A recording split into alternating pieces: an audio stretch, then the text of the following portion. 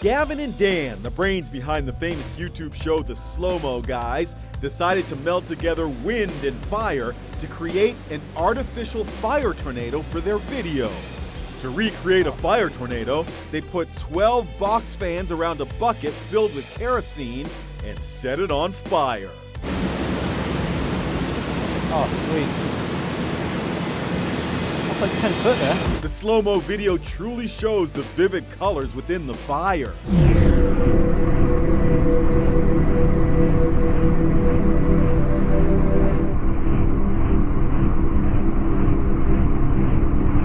While this may be cool to watch, we don't recommend you try this at home. Be sure to watch Inside Edition.